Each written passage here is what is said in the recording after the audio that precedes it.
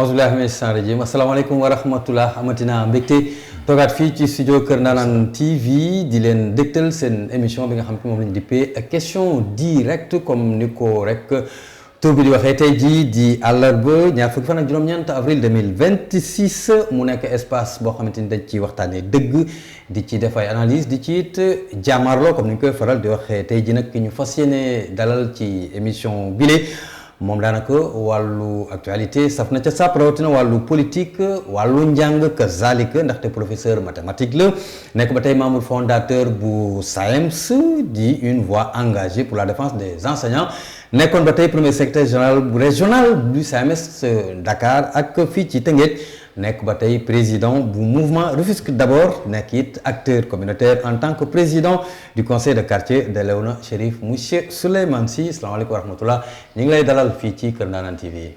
waaleykum salaam Fall Mamadou ñu ngi lay delloo ziar di la ñaanal jàmm di aussi di nuyu ñi nga xam ne ñoo ñuy seetaan ci télé bi nga xam ne moo dëppoo ak jamono muy Ndanane TV di ñaan jàmm jotaay bi nga xam ne moom lañ seq ni mu nekk jotaay bu am njëriñ.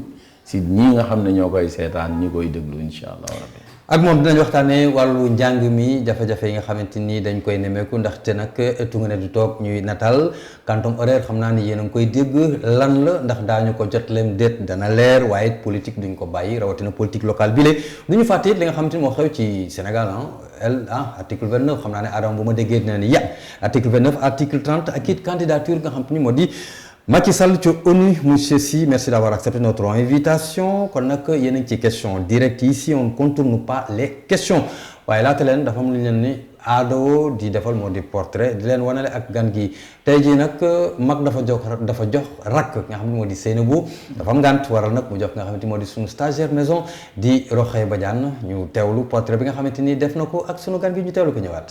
Figure engagée de la vie sociale et éducative à Rufisque, Souleymane Sy APR s'impose comme un acteur clé à la croisée de l'éducation, du syndicalisme et du développement communautaire.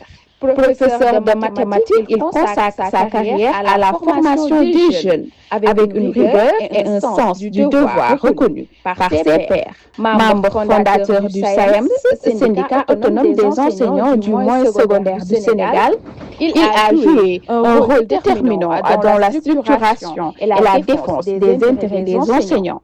Sur le plan syndical, il a marqué son empreinte en tant que premier secrétaire général régional de Dakar du SAEMS. Très impliqué dans sa communauté, il est président du conseil de quartier de Léona Chérif, où il œuvre pour l'amélioration du cadre de vie des populations.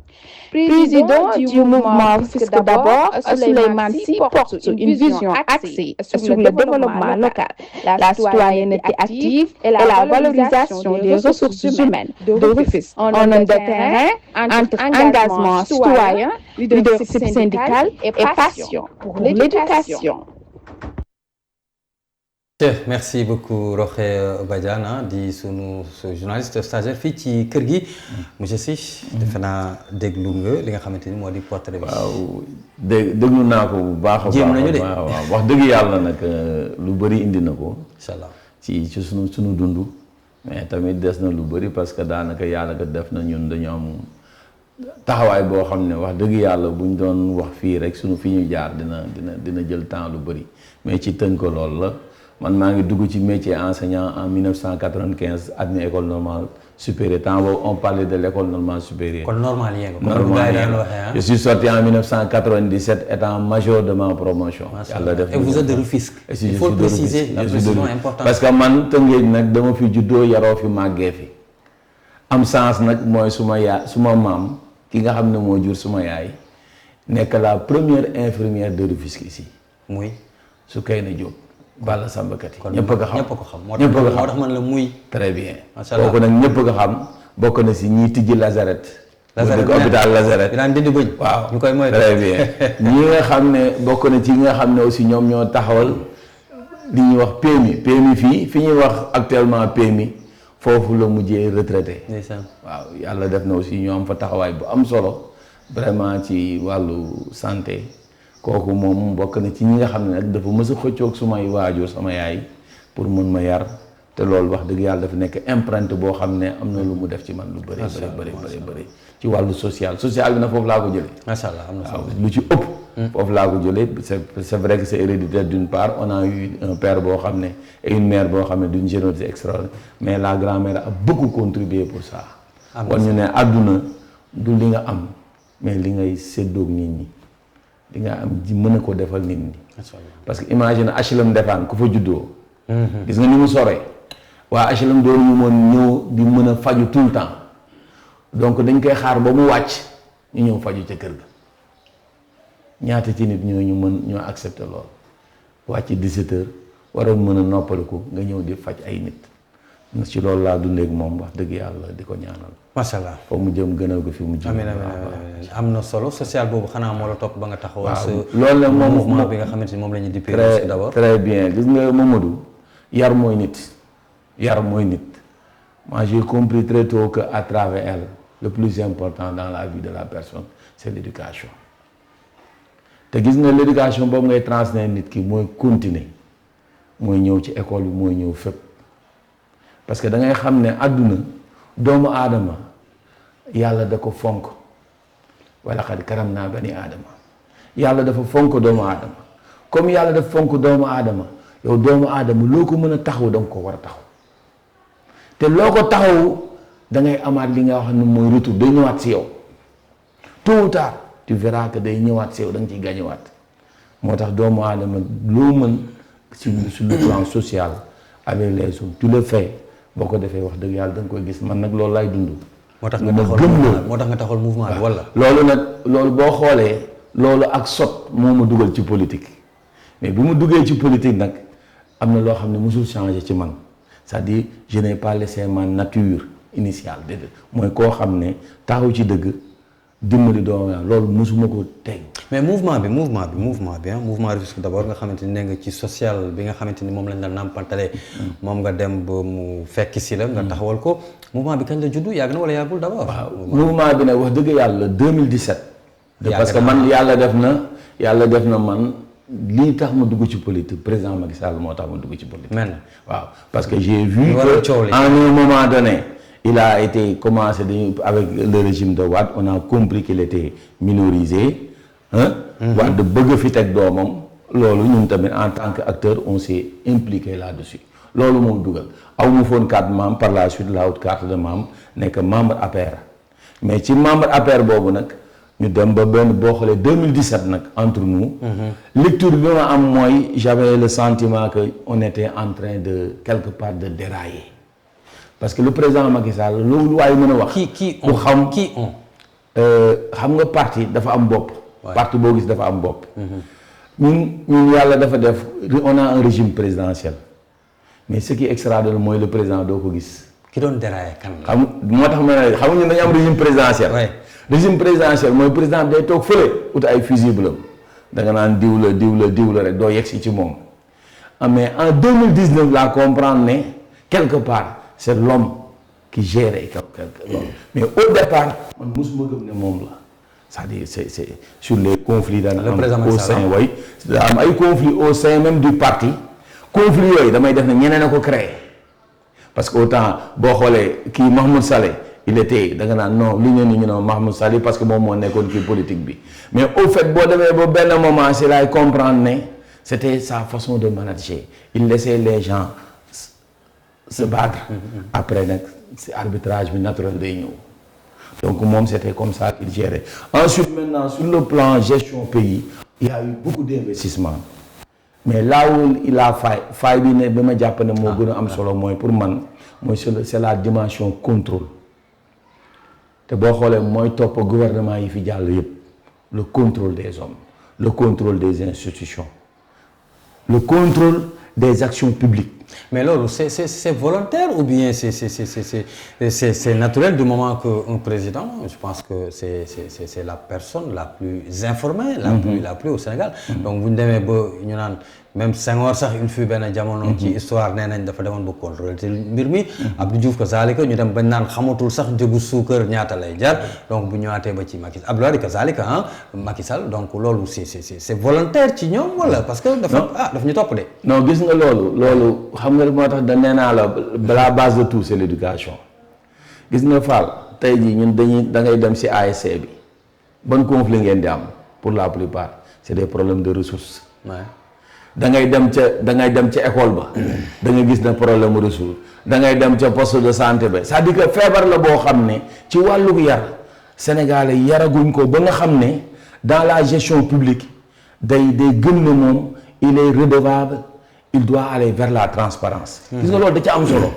parce que loolu moo ñu mën a dimbali ñu am progrès mais loolu pour ñu mën a nekk aussi dafay am ay leviers sur lesquels on doit fonctionner et ces leviers là dafa nekk leviers yu libre tey jii même le parti qui est là je te dis muy actuellement le Pastef bi di gouverner le jour où on va se rendre compte qu'il y aura des erreurs. Donc ñaari parti ñooy ñaari coalition ñooy gouvernement. waaw c'est-à-dire gouvernance bi fi am di nga rendre compte c'est-à-dire il peut pas di nga rendre compte ne y a eu des ministres yoo xam ne def nañ jalgati di nga rendre compte y a des DG yoo xam ne dañ koy def jalgati parce que li ngay yore boo xoolee système la boo xam ne dafay fonctionner par moment système bi da lay broyer. Système bi da lay broyer. boo amul force trop. amul levier tu risques d'être dans. donc si je vous comprends monsieur Sy donc loolu moo waral. nga génn biir APR taxawal sa mouvement. n'est-ce pas. donc tes ambitions le mouvement Rufisque d'abord. ambitions yi yàlla def na en 2022 dañu bëggoon nekk candidat au niveau de la mairie du Nord mais yemuñu ci loolu. dañu jàpp ne Tëngéej bi. parce que xam nga ne boo bokkoon Assane Kassé gagné leen 2022 c'était qui c'était Mané. 2022 Mané moo fa nekkoon. Mané moo sa mouvement. moo tax xam naa ni bokkoo. non Mané boo xoolee bi ñu 2022 bi ñu liggéey bi ba pare ba mu tollu fenn.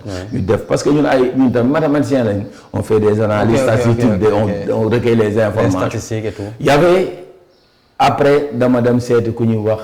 le président Bougane xam nga ko Bougane Gueye Dany benn waay. quand je suis allé vers lui je lui dis que man Bougane man de dama bëgg a nekk candidat au niveau de Rufisque Nord ñu waxtaan on a discuté il me dit non y a pas de problème je peux porter ta candidature mais pour la ville qui tu penses être kan moo nga yaakaar ne moo mën a nekk foofu candidat ma ne ko non foofu kenn rek moo mën a porter sa candidature te bu ko porter mën na bu fekkee ne am na coalition tuuti mën na gagner mu ne ma kan ma ne kam dama seeti Maar.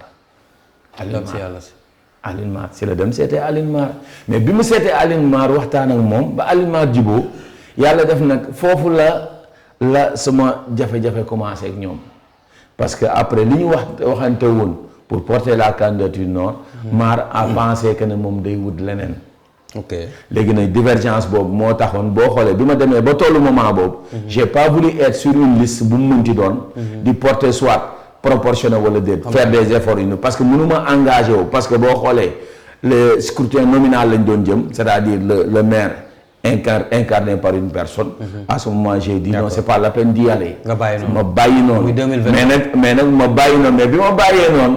boo xoolee looloo tax le président Assane Kassé est passé. maire. waaw ñëw 22 ñëw nekk maire 22 avec presque 300 voix parce que Assane Kassé et moi ñun ñaar dañoo bokk presque local zone yi nga xam ne quartier yi boo jëlee Diorgo Chérif boo jëlee Léona Chérif ainsi de suite Diorgo Nord sud ak yooyu ñoo ko bokk quoi. donc ce qui fait que donc man sama ñàkk bokk boobu am na lu mu ko jël. mathématiquement parlant donc nga gisee ni waroo woon mën a bokk parce que ay statistiques génne nañ ne da nga war a gunge.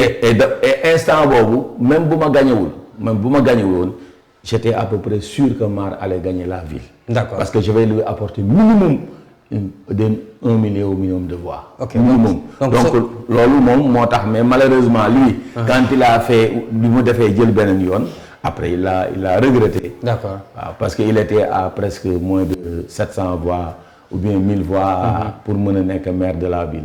ok léegi ñu jëm nag ci yeneen échéance à travers entre guillemets boobi lee ndax mouvement bi dina ci samp ndëndam am déet bu dee dana am.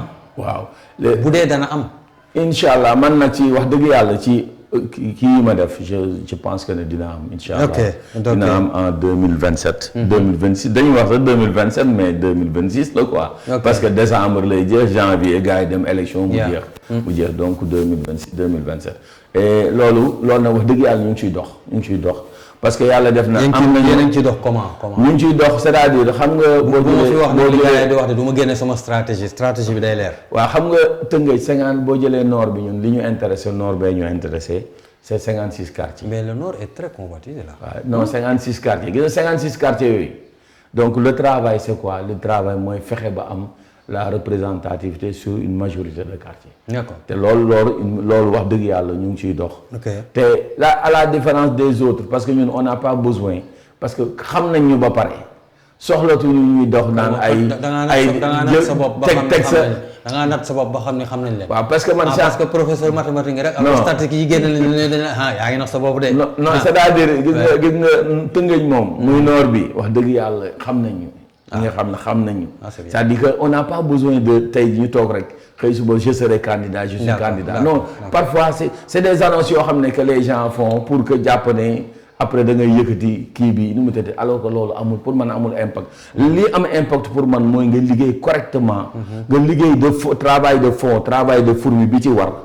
incha allah ba nga xam ne bu boobaa buy jot da ngay bokk ci ñi nga xam ne ñoo mën a donc monsieur Sy bu mouvement Rufisque d'abord dafay incha allah bu soobee yàlla bëgg nañu nekk ci biir te bokk nekk candidat bu soobee yàlla. seul ou avec coalition. non Tëngéej moom kenn du ko gagné seul doo amati fii ak xaw ma kañ de kenn du ko gagné seul ku koy gagné rek coalition ngay demee par force.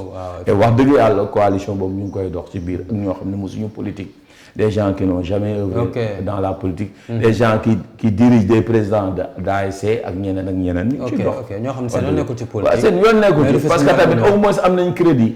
parce que li am solo pour man mooy nga fexe ba ëllëg ñi ngay àndal bu ñu duggee ci quartier bi dañ leen di jox image bu baax. d'accord parce que Tëngéej li mu soxla mooy joyanti Tëngéej li mu soxla mooy jubanti te jubanti boobu ku juba ko mën nag du ay question de parce que boo xoolee gars yi dañ lay gëmloo ne bu dee ressource rek. entre nous les ressources yi fi nekk. il faut ma am créativité je donne un seul exemple le nord les ressources dont on parle au nord mais ressources c'est insuffisant mais depuis combien de temps Mané était là-bas 12 ans kii mu ngi fi nekk 5 ans mais boo xoolee évolution bi ça n'évolue pas mënoo ci def dara alors que loolu capacité de créativité moo la ko mën a may. parce que nga am budget bu baax budget boo xam ne c'est un budget sincère. qui peut permettre de booster la commune de Rufisque mais aussi porter le flambeau nga xam ne Rufisque doit compter seulement sur ce qui existe. question direction je te donne un seul exemple. rapidement baal ma jox la fi exemple simple. parce que moi j'ai constaté tey jii en matière de communication man ça me fait mal toutes nos autorités pour ñu wax foog ñu génn ba Tëngéej. mais parce que dañoo complexé. c'est-à-dire tu vas faw nga chercher benn télé jàmbur boo xam ne biir Ndakaaru pour mën a wax sa soxla. mais loolu pour nit ñi dégg la te d'abord yow waa Tëngéej ñoo la fal yow tu es redevable au Rufisque quoi donc yow premier élément bi nga war a njëkk a jàng pour man mooy nan laa war a mën a def tey jii ba Tëngéej am ay médium de waxuma benn de ay médium de communication yoo xam ne bu ma xëyee. foo nekk ci Sénégal di nga ko soxla te di nga ko déglu te loolu ay nit a koy promouvoir. c'est pas du loo xam day jékki-jékki créer ex nihilo mais yow boo waree wax tu vas débloquer des moyens pour aller ci benn télé bu nekk ca kaw wala benn rajo bu nekk ca kaw. gars yi gis la ci télé bi pour yow tu fais de la communication tu oublies que yow Tëngéej moo la fal ci doole Tëngéej ci ressource Tëngéej lañ la falee parce que bu doon loolu rek kenn ci ñoom du fal. yàlla bu doon lool rek kenn ci ñoom du falu bi ñu commencé accès ci loolu c'est parce que bi dañoo nekk ci pouvoir ba pare donc il faut que ñoom tamit ñu xaw a décomplexer il faut aimer Rufisque d'abord Rufisque d'abord parce que lépp la war a monsieur Sy mais ñoom bu ñu defee loolu ñun dañuy gaañ parce que lii pour mel ni Kër Ndaanaan par exemple da ngay gis le PDG il a investi des millions. boo demee ci beneen web aussi beneen télévision ici les chaînes locales là. ils ont investi des millions. te mënuñu am partenariat mënuñu am communiquer mënuñu am yenn couverture yi comme li nga wax ni mënuñu donc ñu lay remercier ci cri de cœur bi yow au moins. vous êtes une personne très responsable boo xamante ni yow moom ku jar a jàppale nga dama koy wax ci antenne bi parce que moom mi ngi xam au moins les mots de la presse. du ñu ko waxal mot MAUX parce que effectivement wax na dëgg déjà bu ñu demee à Dakar est-ce que leur cible c'est Dakar est-ce que et puis fii jamono tollu léegi nga nekk sa biir nekk sax je pense que boo communiqué àddina wërngal képp dinañ la dégg donc je pense que donc ñu woote waat rek benn appel ci ñi nga xamante ni moo di les autorités yi fi nekk xam ni lu mel ni Kër Ndaanaan ñi ngi fii et puis ils font bon ay liggéey yu am solo te it fait peut-être bu ñu lay fayoo ko 100 francs fii boo ñëwee tu as vu c'est peut-être la moitié ou bien 75 francs et ainsi de suite donc voilà mi ngi noonu ba léegi ci dynamique boobu la ñuy des ndaxte yaa ni APR nga jógee mu am ay jafe-jafe nga créer ce mouvement te it bu ñuy synthétiser par rapport ak li fi jot a wax mooy que ni effectivement maire Nord bëgg nga fa jëlee nga xam te moo di Assane Kassé te it fi mu ne nii kenn mënul dem sans coalition dañu des ci biir APR boobee ndaxte fi mu ne nii mën naa ni tama ëpp leen ni buum sa mbokk yooyu li ko waral moo di li xew démb ci wàllu yoon Farba génn Pape Malick di pare dugg mais kaw Farba d'abord de 100 xawma ñaata milliards à 2 téléphones après fu ñu mujjee contrôle judiciaire. alors gis nga dafa am loo xam ne parfois euphorie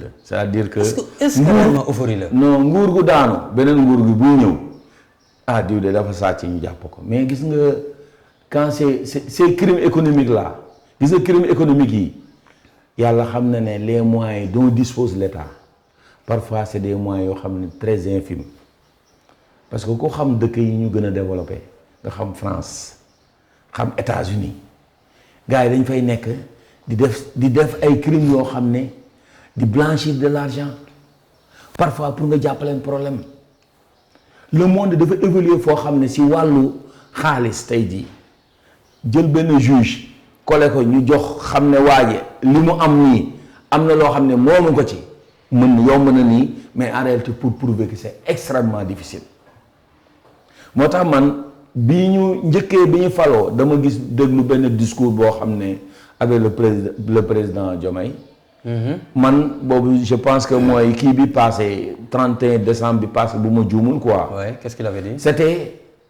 pousser vers la médiation. Yow noonu nga jàngatee discours man dama jàpp ne foofu wax na nan la ñu mën a def ba ñenn ñi ñu def médiation. gis nga en matière pour les crimes économiques parce que gis nga aujourd'hui ku ne mën nga recouvrer. mais loolu monsieur Sy doguma la mais. non bi muy door a falu la ko wax. non la ko wax. bi muy door a falu la ko wax. bien effectivement même bu dee da nga kii. ñëwal yoot ndànk. ñëw wax ñu jël ñu xool ñu koy wax nga dëgg. mais gis nga loolu dama lay wax gis nga ku ne la nit mën nga xam ne fii la nekk mais sa sàcc boobu balaa nga kaa mën a jàpp c'est tout un problème parce que imagine que loolu léegi nit ñi dañuy tijji compte da ci def X Y Z amul tur. mi ngi paree jeex Sénégal. donc ça c'est des choses yoo xam ne tey jii boo demee dans les pays yi nga xam ne fa la ñuy blanchir l'argent kooku mënoo ci dara ñoom di ay réseau tu vas Luxembourg da nga fay dem mu nga fa nga dem yeneen pays asiatiques yi yana donc ce qui fait que yow boo xoolee effort bi nga xam ne état bi moom la war a def pour recouvrer c'est extrêmement difficile. léegi ci moo tax le travail doit être fait d'abord de deux façons. le premier en amont. lu jiitu d'abord dama ñu wax benn exemple dëkk bii mooy dëkk boo xam dañ naan le ministre bi lii mooy budget am nangam ak nangam mais ministre budget bi mu yore il va investir où Tëngéej la koy def peut-être Fass la koy def mais foofu mu koy def ci Fass ñan ñoo war a ñi ko nekk les ñu war a di ko contrôler waa Fass.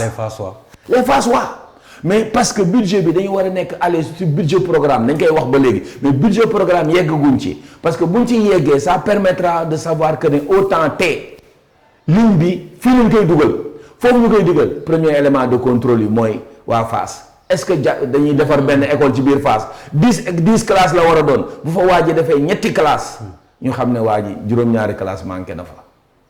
te loolu communication citoyen bi nga xamante ni fay ñoom Baara yow laay waxal Baara Diouf DGP tegoon nga fii wala bokkoon nga ci ñi fi tegoon benn organe de contrôle citoyen ici à Rufisque voilà le rappel profite aux croyants donc c'était juste benn brèche très bien wax ko ni il faut ça te gis nga loolu ngay wax déjà en matière de texte on est très en avance mais on est très en retard sur l'action.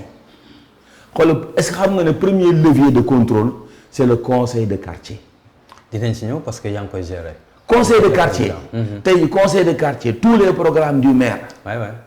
le maire warul élaborer budget bu jaarul ci conseil de quartier mais maire da nga gis benn maire day dajale nit ñi ne def débat d'orientation budgétaire. il le fait pendant 2 jours 3 jours gars yi c'est les mêmes acteurs qui se rassemblent là-bas. ñu valider loo xam ne boo xoolee waa Fass xamuñu ko parce que Fass boo leen laajoon tey ji ñu ne sama poste de santé bi fan lañ ci toll. mais comment le maire sur lui mën jël responsabilité man ma construire poste de santé de Fass. et pourtant li nga xam ne mooy priorité ci waa Fass mën na am poste de santé boobu. ñu waat ci kaw Farba de 120 nangam milliards à ñaari téléphone quoi donc sa jàngat bu gaaw. donc jàngat bi mooy ñoom dañuy même bu ñu yéene gi mooy jubbanti quelque part les moyens ne leur permettent pas de le faire pour man jàpp naa ne moyens yi am. du yomb ci ñoom ñu def ko. parce que yenn yi. da ngay jaam bi day romb ba pare nga dóor ko rek loolu nga ci mën. mais les 2 leviers yi lay mën a permettre pour nos pays sous-développés. nee naa la c'est le contrôle c'est la gestion budgétaire quotidienne boo xam ne day am contrôle moo la mën a permettre actuellement nga mën cee génn mais bu dul loolu ça sera extrêmement difficile bu yóbbu yëf yi. d'accord nga dem damu ji ko. mais démb ñaari événement au moins ñetti événement même. mën nañ ni ñaari benn la. après beneen bi dinañ ci ñëw quoi au moment où ña nga doon ci assemblée ci la Farba génnee.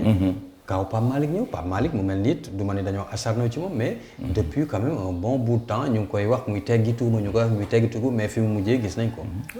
waaw c'est que xam nga aussi nit ki nga jàpp ko rek taxul ñu ne. def na wala def na c'est-à-dire que quelque part aussi il faut savoir que justice bi ñu am justice buy mettre en charge surtout la te loolu il faut qu'il repense waat ko dañ ko waxante dëgg c'est-à-dire waa ji da nga koy jàpp ba pare di seet lu mu def. mais seeni temps it ba ngay ànd ak Macky Sall it noonu la woon de. non moom laa wax c'est-à-dire dama lay wax c'est-à-dire déggoo ma ne justice bi ñu yore Sénégal justice bi ñu yore Sénégal mooy justice boo xam ne da lay jàpp ba pare uti di wuti ji loo def. est-ce que am na c'est parfois yooyu problème c'est les mêmes méthodes alors que waa ji da nga waroon dem ba mu leer nga ne ko ciix téeku ñëw téeku kañ dem ma àtta la ça c'est vrai c'est aussi simple que ça léegi gis nga loolu nag moo ñu mën a dimbali quelque part pour ñu dem da parce que boo xoolee Pape Malick tuddal nañ ko affaire Prodac boo xoolee entre nous tous les Sénégalais xam nañ ne Prodac catastrophe la vrai non il faut le dire parce que quand on met 29 milliards à 30 milliards yoo xam ne yow boo demee ay douches publiques nga fay gisoo fa dara alors que l'argent là boo xoolee mënoon na régler beaucoup de problèmes en matière d'agriculture et d'élevage mais malheureusement c'est pas le cas donc malheureusement c'est pas le cas ba léegi ci wàllu politique des ci des ndaxte démb nee naa la bi ñëpp di def live boobee Kër Ndanane defoon na beneen live muy live bi nekk assemblée nationale jëm ci wàllu benn article 29 ak bu 30 mu mel ni rek waxtaan nañ ba juboo ko naam sax am na ñaar xawma yoo xamante ni dañoo absteniroo kenn ku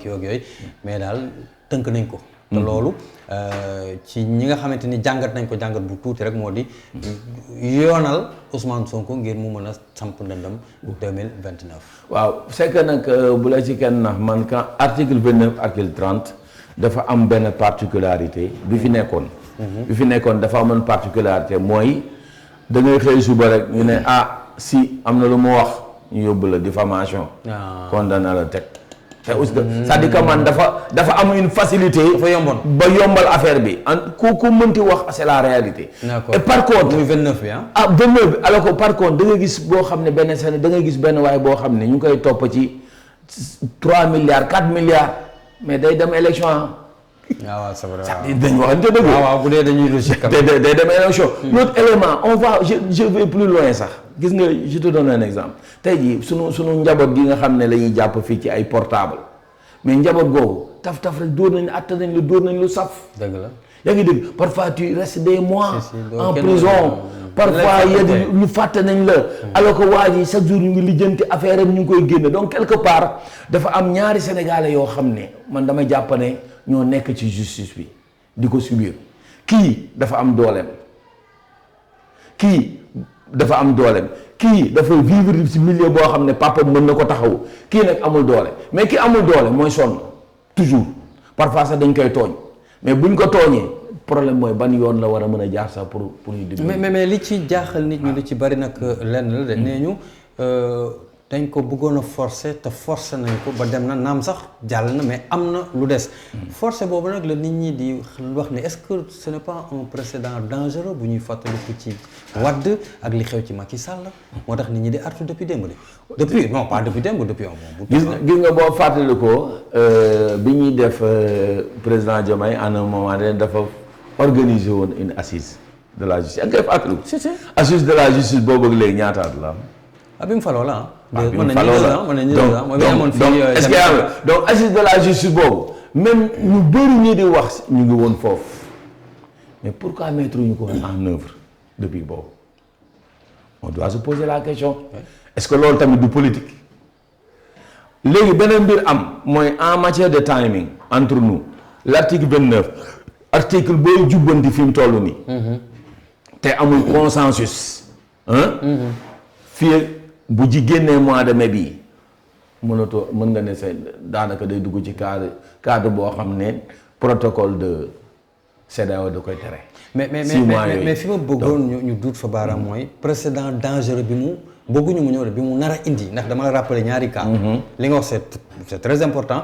mais troisième mandat dañ fi doon tere. xam nañ lam ñu doon bëgg a indil. Abdoulaye Wade moom bàyyi ja doom ja gis nañ fi 21 juin lu mu fi amoon. moo tax gars yi vice président. merci moo tax Sénégal bi mbir mi duggee ba léegi ñuy artu man foofu laa bëgg yow en tant que porteur de voix vraiment ñu taxaw ci un laps de temps. non quelque part bu amoon consensus moo gën mais entre nous man bi ma li ma ci gis cas yi nga xam ne dañ ko interdire mu bañ a bokk ci élection yi c'est des cas de crime ou de délit grave. d'accord. boo xoolee loolu mais loolu c'est naturel. léegi li ci des nag est-ce que c'est pour Ousmane Sonko directement. voilà non je ne peux pas le dire parce que pour man Ousmane Sonko déjà il est candidat il est électeur. ah parce que turam mi ngi woon ci liste bi mu ngi ci liste bi voté na. donc li ngay wax kay mooy dañuy mën na am ñu moytu tamit kàmb gu ñu leen di gasal. non wax ko waaw parce que kàmb gi ñu leen war a gasal. peut-être que lañ teñ jaaroon fa royoon fa mooy xoolaat ay dossier Adji Sarr ak ces blagues ces choses pareilles wala mu romb fii ñu ne dafa diffamé diw. c'est-à-dire loolu quelque part pour man moo waratul nekk Sénégal parce que man dama gis am benn déception sur certains acteurs politiques. dafa mel ni rek man Souleymane ma xëy suba ne man dama bëgg a nekk maire yi du Nord mais il faut pas que Assane Kassé nekk maire nekk candidat.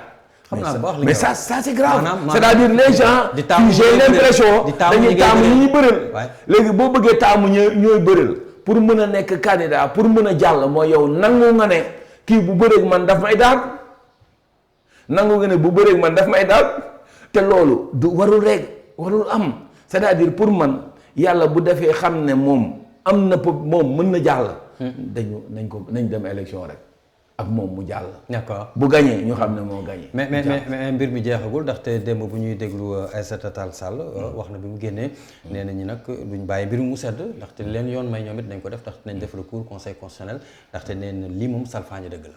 waaw mais nag recours bu mën a am aussi du mën a invalider toute la loi yi liñ ci voté lépp. loi l'article 29 la. ku ci nekk ak lañ ci soxla. waaw liñ ci soxla boo xoolee peut-être ñoom ils vont parler rétroactivité beeg bla yooyu quoi. yooyu mais pour man boo xoolee gëw ne dinañ ko mën a invalider waaw loi bi moom xam nga ban may bii dina jàll. déet waay. dina jàll de bii de xam nga ban may bii dina jàll. mais bu jàllee bii dina jàll président bu ko promulguer gars yi dañ ko. mais le président xam nañ ko promulguer est-ce que ñu ngi xalaat les conséquences nag. c'est ça non conséquences yi nag pour man conséquences yi c'est simple hein. pour man conséquences yi mooy képp ku def délit da nga nekk ci. képp ku def délit bu garaaw doo ci bokk. bul raayal wax ji waxuma conséquence boobu sànq ba léegi yaa ngi may génn ma lay dugalaat. conséquence bi mu nar a am laa la wax ndaxte nit ñi ñu ngi koy bayal. non bayal gi la ñuy bax. non conséquence bi mooy boo jàppoon Sonko 32 fois. fii après élection yi boo ko jàppee ci ay non da doon diffamé li mu wax du noonu ak noonu détail yooyu mënoo fexe ba du bañ a bokk ci élection. mais après askan wi buñ ko nanguwulee nag. foofu la ma léegi bu dee askan wi nanguwuñ loolu même bu dee da nga ni ci nii ci nele bon pas ci nii ci nele mais ci ni nga ko jàngatee en tant que professeur ak en tant que ku yëngu ci bon ku xam tuuti yoon. que ni day jàll. mais jàll boobu laa la wax. est-ce que mënul indi beneen problème fii ci réew mi. non c'est-à-dire ne entre nous que quelque part dafa am loo xam ne c'est naturel dans la démocratie am na livre bu may lire ni sax benn informaticien moo ko bind mënuma bu def publicité bi mais moom dafa commencé def théorie si beneen modèle de gouvernance parce que modèle de gouvernance mooy lan mooy man ma am majorité c'est moi qui dois gouverner. D'accord. Donc ñoom ñoo am majorité. Pastef avec la coalition Pastef man dama ci jàppoon sa si campagne bi. parce que ci sa portrait j'ai vu dama ci jàppoon ci campagne wax dëgg laa bokk ci liggéey ci ba ñu am majorité donc ça en facilite maintenant majorité boobu nag. par rapport aux aspirations du peuple c'est qu'entre nous à mon avis c'est. d'accord monsieur Sy gis naa fi un peu benn paradoxe ci ni nga argumenté depuis le début. Macky Sall. Mouvement d'abord après jàppale Pastef. baax yi Macky Sall wax nga ko fi dinañ ci ñëwaat pas baax c'est une façon de parler. nga génn ci moom. dem jàppale ji pour Pastef. ñëw donc man mën naa jàpp ni kon. ba léegi yow sans Pastef mi ngi si yow. lu bëri sax. parce que d'accord parce que Sonko xaw nañu am tuuti similitude. non waxewuma foofu. sans Pastef fi mooy ba léegi nii ce mouvement maanaam. tu es plus côté Pastef que ñeneen. non dama bokk sax si ñi nga xam ne. d'accord ñoo nekk ci coalition APT. mais nag dañu waxante dëgg bokk. waaw bokk ci xam nga APT bu ñu koy wax sa bopp yow. waaw xam nga APT bu ñuy wax je fais partie de la coalition mais nag quelque part. dama lay wax dafa am loo xam ne quelque part il faut man personnellement. parce que man je suis pas membre de Pastef. man bokkuma membre de Pastef. donc dama ñëw adhéré si ma bokk ci coalition nag boo ci nekkee. doxin bi. bu normalé ñu ànd ca bu doxin bi normal ñun dañoo weesu fu ñu toog du yuuxoo ko kii dañuy def la ñu war a def rek. baax na question directe ci dara rek monsieur Souleymane Sy nekk président mouvement Rufisque d'abord pare nañ ci politique laata mu koy tëj il faut mu ñëw ci candidature Macky Sall nag secrétaire ONU bokkoon nga ci ñi bind ni je soutiens Macky Sall wala. alors non je l'ai pas écrit. non yow nag et puis man damaa jiitu Macky Sall dama ko bokk si ñoo xam ne dama gisoon lii ci moom. entre nous man du ma magum xamoon naa ko dama bokk ci magum waxoon naa ko. parce que man Macky moom laay wax Macky mais moom laay wax Diomaye mi fi toog nii. d'accord parce que mooy lan da nga nekk président de la République du Sénégal yow même ñi àndul ak yow defal li nga gëm mais teg ko dans les règles de l'art nga génn booy génn da ngay génn bu rafet. gis nga aujourd'hui xoolal li gars yi wax yëpp seetlu link bi amoon ak Ablaye Wade ak Abdou Diouf ils se sont battus def nañ nangam mais biñ demee ba mu war a jeex na. yegguñu fenn fi Abdou Diouf s'est racheté sur certaines erreurs dem na balay créer ce qu'on appelle un consensus en 93 consensus 93 moo indi lépp Sénégal après même l'alternance moo ko indi. D'accord. Donc quelque part boo demee ba nekk président du Sénégal mënoo am lu ko gën. mënoo am lu ko raw mais nag boo yàqee sa image ba dugg ci querelle de borne fontaine. yow la rek mais booy génn boo waroon romb ci koñ bi doo fa romb. d'accord mais loolu lu ko gën a metti amul xoolal Macky Sall il est le président Macky Sall il n'est pas âgé il est jeune pour man. suñu génération lañ. xoolal le président Diomaye tey ji bu xëyoon suba bëgg toute sa vie maintenant nga bëgg exilé wu. Je dis que c'est extrêmement difficile, il n'y a pas pire que ça. Donc il faut se préserver, il faut être dans la droiture, il faut respecter pour moi le suffrage des Sénégalais et la volonté des Sénégalais. Machallah. am na solo ñaareelu pàcc bi nag wàllu jàng la ndaxte professeur nga ñëpp xam nañ ci wàllu mathématique. année bi nii sax je pense que yenn ci ay lycée commencé nañ depuis lundi c'est composition. ñu di élèves terminale yi sama question bu njëkk ci loolu rek moo di. ren année scolaire bi déroulement bi noo ko gisee. waaw déroulement bi nag wax dëgg yàlla y a eu beaucoup de problèmes. yéen a indi problème yi. waaw bëgg problème bi nag. d'abord jàngalekat naturellement jàngalekat yi ils ont des revendications. comme tout travail ils ont des revendications ba pare. revendication yi boo xoolee c'est parce que tu signes des protocoles. protocole yooyu ngay signer buñ ci respecté lii lañ ci respecté duñ ci respecté li ci des loolu par la suite mooy indi yeneen conflit mais je pense que pour man dafa am lu manqué woon régime bi. régime bii wala régime bii actuellement parce que régime Diomaye, waaw excuse-moi, ouais. man je ne sens pas la mainmise du ministère de l'éducation dans le secteur Guirassy par rapport aux syndicats. Je ne sens pas aussi même le ministre de la fonction publique.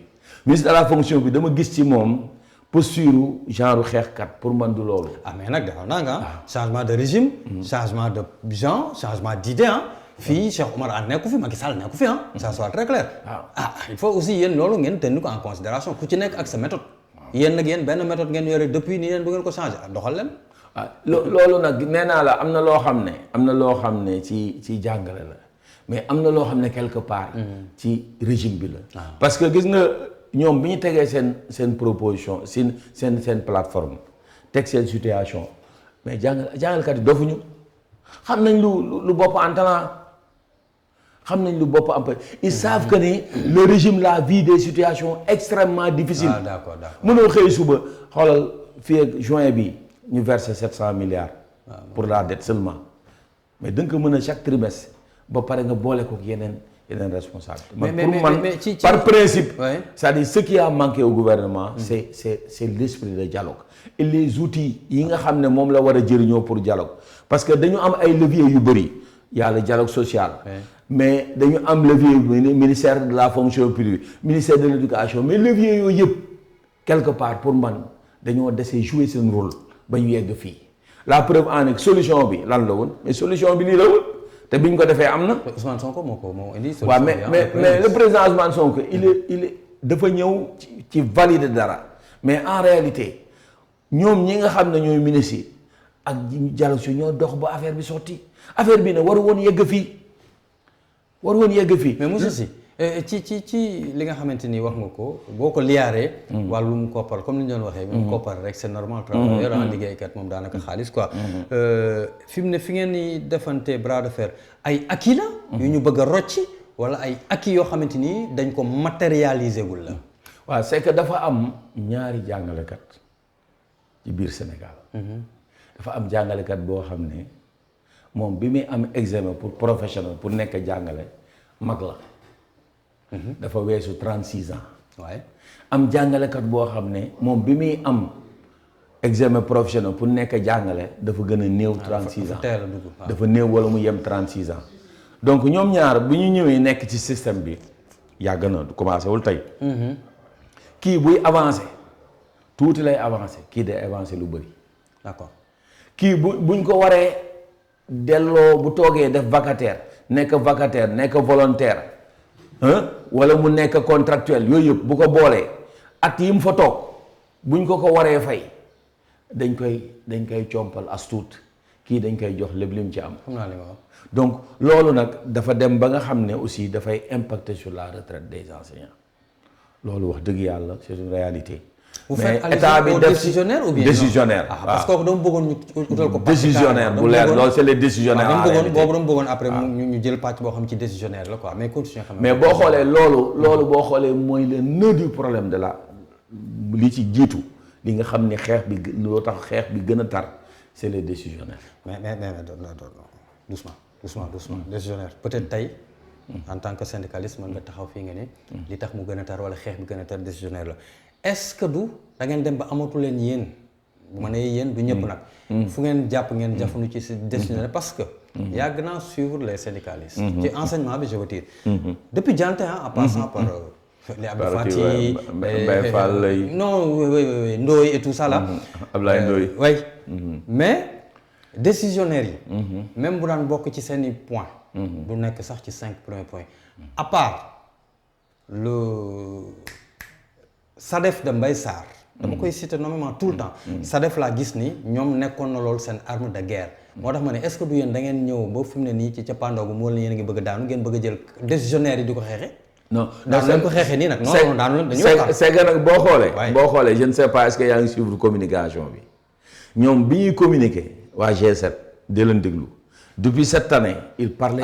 Merci cette année laa wax. cette année moo tax ma ni ils ont insisté sur le cas des décisionnaires. moo tax ma ni est-ce que du da ngeen dem ba amu leen fu ngeen langaamu moo tax ngeen jàpp ci décisionnaire yi parce que décisionnaire nee naa la man yàgg naa woolee Sénégal yàgg naa ànd ak Sénégal enseignement depuis 10 ans maa ngi leen di depuis jante maa ngi leen di couvrir donc waxuma xam naa lépp mais je comprends à peu près dama ni ki ma ci def joxor bi baaraamu tuuma niif maanaam plateau bu ma def dama koy wax SADEF bu Mbaye Sarr ñoo ci daan jël ñoo ci jël en considération bu baax ñépp dañu leen jël en considération mais ñoom bu baax laa wax les décisionnaires moo tax sama question du ma question est-ce que du da ngeen dem yeen ba amu leen fu ngeen jafandu bu ma nee yéen du yow rek les syndicats yëngu ci wàllu njàng mi ni nag léegi nañu jafandu ci décisionnaires yi question la gis nga loolu pour man en réalité revendication bis boo gis da ngay teg ses revendications mais ci biir revendication dans la lutte da ngay xam li nga mën a am dafa mel nii rek mën a ñu dañuy làmb ñu war a di làmb damay xam man lan laa mën a am ci yow li ma mën a am ci yow aujourd'hui ñëpp xam nañ ne du ay augmentation de salaire par rapport à la situation du pays te pourtant mu ngi ci biir je vois donc li ñu mën a am pour man dama jàpp c'était la situation des décisionnaires li ñu mën a am c'était l'amélioration sur ce qu'on appelle les impôts. nangul naa la ko. l'amélioration des impôts sur les rappels. D'accord. aussi actes yi mu gën a gaaw mais moo tax ñoom foofu la ñu insister. parce que ñun bu ñu daan def plateforme en tant que syndicat toujours. dafay am après boo leen réfléchir da ngay recueillir toutes les informations mais après boo tegee plateforme teg par exemple 20 points da ngay dem ba benn après nga ne man de pour mu am du ma xaar gars yi du ma woo de est-ce que damay am un plateforme minimale loolu la ñuy wax plateforme minimale en matière de syndicat mais ñoom bi ñu toogee ba toog xam nañ ne mais dëkk bi ku fi toog di xaaj jàngalekat naan dañ ma amel xaaj nañ ma fay par weer nañ ma dolli 100 000 lay dóor de ok yaa ma dugal ci décisionnaire yi yaa ma dugal ci décisionnaire donc dinañ ko tëj dellusiwaat ci njàng ni mu doxee mu mel ne ni avancement nag am na ci parce que bu ma juumalee sax président son excellence am na lu mu ci def fan la ci toll. décret bi non alhamdulilah c'est-à-dire aujourd'hui loolu dépassé nañ ko c'est décret bi ñu génn nii léegi le fonctionnaire et les décisionnaires daanaka. ñoom ñoo yem même traitement. loolu moom wax dëgg yàlla. mais ci décisionnaire aussi du décisionnaire yëpp. waaw léegi nag xam nga dafa mel ni nga teg benn loi ne na loi bi rétroactive mais loi bu rétroactive bi am na ñoo xam ne sax dee nañ bu yàgg de léegi nag ñooñu noonu nan ngeen di def ak ñoom yéen en tant que syndicaliste waaw loolu nag entre nous boo xoolee dañuy yokk loi bi mënuñu ko changer mais syndicats yi ma gis ak nu ñuy waxtaanee mooy ñu ngi xool na ne élargir périmètre bi d'accord foofu périmètre d'application ñu ñëw ci njàngum ren mi ñu gis ni sooxe na bu baax a baax quantum horaire bi ñuy laajte ndax dinañ ko atteindre mon cher et puis d'abord quantum horaire brièvement lan la pour ñu dégg xam nga tey jii boo jëlee mathématique da nga naan par exemple il faut faire 150 heures par exemple l'année wala nga ne 200 heures l'année mais 200 heures boobu boo ko mënul am tamit bu ñu génnee yenn fête yenn perturbation yi moom la ñuy wax minimum loolu la ñuy wax quantum horaire maintenant loolu boo calculer parfois mënoo ko atteindre mais da nga ko war a jege au moins à un pourcentage très élevé mais aujourd'hui boo xoolee ak grève yi ñuy wax grève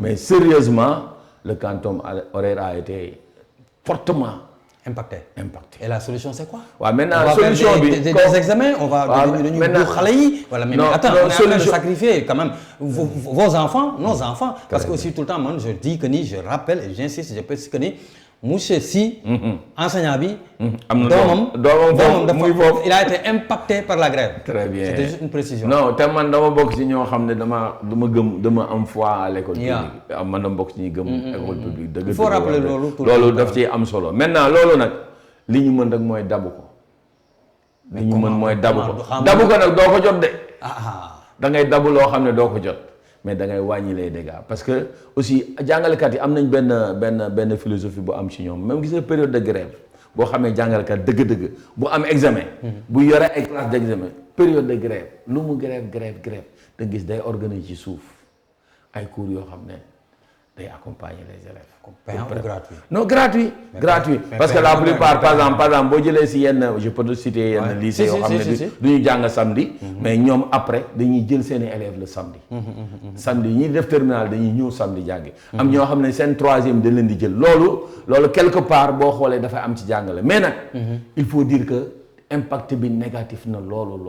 et la solution venant de votre syndicat le SAEMS. waaw solution bi nag mooy man benn déjà xeex bi laa jàpp ne il faut que état di teel a waxtaan il faut que syndicat yi di alerter di éviter di même rythme de grève bi même façon xeex bi xoolal dama lay jox benn exemple chaque année nga grève 4 jours man damay xool sama bopp ñun bu njëkk ba boo fàttali lu tax grève yi doonul yàgg mooy man samay professeur bu ñu grévaat man damay génn Tëngéej génn si tali bi di xeex ak policiers yi wan ne man élève damaa mer mais ñun jamono ji boo grévé élève bi dalay wan ne damaa kontaan monsieur c'est-à-dire donc ñun ñu ngi yàq loo xam ne boo xoolee après yow outil bi nga yore dootul nekkati luxe parce que da nga bokk ci ñi koy yàq baal ma si terme parce que yow boo fekkee ne boo demul boo xoolee même ñi nga xam ne grève bu ñu sax dañuy am jafe-jafe seen classe parce que élèves yi dañ dul ñëw mu jéegi mu am beneen impact xoolal cette année boo xoolee composition yi ñu forcé nii ce qui va forcé la quoi parce que composition forcée en réalité on ne devait pas faire de composition c'est-à-dire que bu fekkoon les institutions d'académie li ñu waroon def simplement c'est de conserver les notes mais psychologiquement baax na ci bopp xale yi mais baaxul parce que li ma lay wax nii résultat yëpp kon baaxul boo laajoon école yëpp matière yëpp à 90% les élèves vont baisser donc yow xam nga imagine yow sa composition nga baissé te la composition day représenter 50% pour le c'est-à-dire yow boo amee 2 notes. sa 2 notes yooyu benn composition boobu 2 notes lay représenter. donc dalay gën a tirer vers le bas. loolu tax moom ñoom fi mu nekk au niveau des inspections d'académie waruñu woon def composition dañu waroon bàyyi xale yi avec les notes yi ñu am nañu note ba pare à partir de ces notes yooyu ñu mën a am premier semestre. mais en tant que syndicaliste lu tax loolu rëcc la yow. wala IA yeeg IEF duñ leen ci boole. non man bokk naa ci ñoo xam ne wax naa ci. wax naa ci lu bëri mais par moment déglu ma mais boo xoolee li ma lay wax nii na laaj inspecteur d'académie na laaj statistiques yi xool tey jii nga jël lu mel ni Rufisque. nga jël école boo mënti jël. nga jël composition. élève bi boo jëloon ñaari notam yi mu am nga xool devoir mooy ëpp composition. et c'est pas bien. parce que c'est normal parce que atmosphère bi régné après les compositions les élèves dañuy commencer désapprendre te loolu day impacter négativement imagine ñi di def bac day jouer ci ñoom day feeñ tamit ci livre bi. mën na il faut se poser les questions c'est-à-dire que réew boo ko yoree di gérer gouvernance il faut que pas ngay regarder benn système buy fonctionner rek je te dis dans beaucoup de pays ils ne font même plus de composition ñu bëri bàyyi nañ ko. composition ñu bëri bàyyi nañ ko tey jii xam nga nan la ñuy def da ngay def sa 2 devoirs muy premier semestre def sa 2 devoirs deuxième semestre def sa 2 devoirs muy 3 semestre pare nga ci c'est-à-dire toutes les évaluations dañuy valoir la même chose mais composition principe composition pour man ça doit dañ ko war a sax bàyyi. c'est révolu quoi. parce que ñun njàng mi fi déggoon bàyyi woon la ñuy demee ba léegi parce que loolu gis nga nag loolu moo amagul ba léegi innovation bi war ci jàngale parce que programme yi je vous le dis Fall programme yi c'est inadapté. waaw loolu yàgg ngeen ko wax moom. non programme c'est inadapté à koy changer te commencé nañ ko mu jumulee. waaw mais jooyanti yooyu yëpp boo xoolee. dafa nekk yoo xam ne par moment duñ ko liggéeyee. ñi nekk ci classe yi loolu laa doon bëgg a wax. parce que dañuy fàtte ñi nekk ci classe yi. dem jëli ji ay ce qu'on appelle baal ma si terme ay inspecteurs ñu toog yore seen kay bind li ñuy bind ñu pare ñu am boo jëlee élémentaire moo ci gën a yéeme parce que élémentaire chaque période ñu inventé baal ma si terme baal ma si moo inventé ñu rajouté ci ay programmes yoo xam ne boo xoolee day compliquer la tâche sur la démarche. Et par moment ça pose même un problème de cohérence entre l'élémentaire ak le collège ak le secondaire. pour finir ndax tey ñu ngi may wax ci réseau bi nii li ñu cëraloon ci waxtu gaaw na xam naa nga dellu suba non yëpp yee neex na spécial jàng rek la ñuy wax est-ce que mën nga dalal xelu parents yi dalal sa xel aussi que ni le restant de l'année perturbation do am. non alhamdulilah y aura plus de perturbation bu neexee yàlla li ñu ñaan sax waxuma sax cette année on doit aller au-delà de cette année. Et loolu le ministre laay def appel du pied. Pour que le ministre jéem a gën a téye ministère de l'éducation jéem a gën a waxtaan ak les syndicats ba nga xam ne il doit être le premier à alerter sur les problèmes. tey jàngale du xaalis kese de mais quels sont les types de relations yi ngay am ak les gens ba ñu am confiance xam yow fi nga bëgg a jëm doo leen réeroo parce que le système c'est nous-mêmes qui devons le construire war ñu fi nekk rek di ko consommer aujourd'hui pays yi fi jaar développé éducation rek a ci mën dara.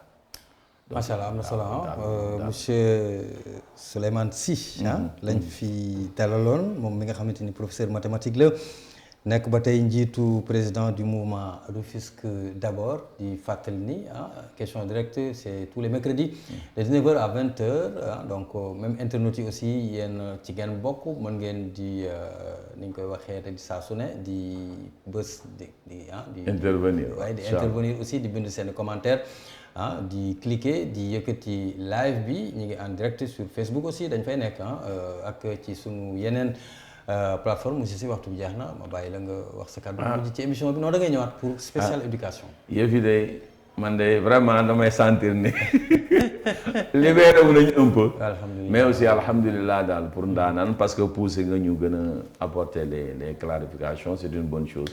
di nuyu ñëpp ñi doon seetaan di nuyu waa Tëngéej plus particulièrement Rufisque Nord nag di ñaan ñu ànd incha allah ba lii di ñëw. yàlla defal ñu ci ndam.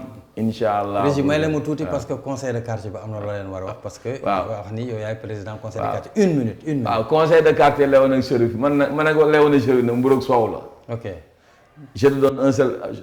chaque année chaque année damay organiser remise de prix à tous les élèves qui ont un examen. très bien très bien. xam fu may commencer CFEE dem BFM dem Bac. macha allah wax dëgg yàlla ñu ngi koy def chaque année. te loolu nag buñ ko mënee nag c'est parce que waa Léona Chérif ñoo am ci ñun kóolute quand même vraiment boo xam ne ñu leen di jaajëfal. particulièrement mais à tout Rufisque Nord. incha allah di ñaan yàlla li di ñëw bu soobee yàlla defal ñu ci ndam. ñu àndandoo vraiment soxali dëkk bi waaw. Omar ak Astouf ñoo nekkoon ci régie bi di jaajëfal bu baax a baax. Adama Thiam ci coordination bi ak Roxey mi nga xamante ni moom ak soxna Sene bu jàpp nañ ci liggéey bu baax a baax ak it Astou ba tey rek ci régie bi sax Mor Fall doon la ko dégtal leen jox di daje incha allah nag àllarba bi ñu dëgmal 19h 20h bu 19h bu jotee ba 20h programme bi nag dafay wéy incha allah le grand réveil bu le journaliste Adama Thiam demee lay doon incha allah ci suba si buñ ci dompee kër jeeg ji ci ngoon si it bum daal di dem comme ni ñu koy faral defee kër ndaanaan et kon nag nii rek lay demee asalaamaaleykum wa rahmatulahi taala wa barakaatu.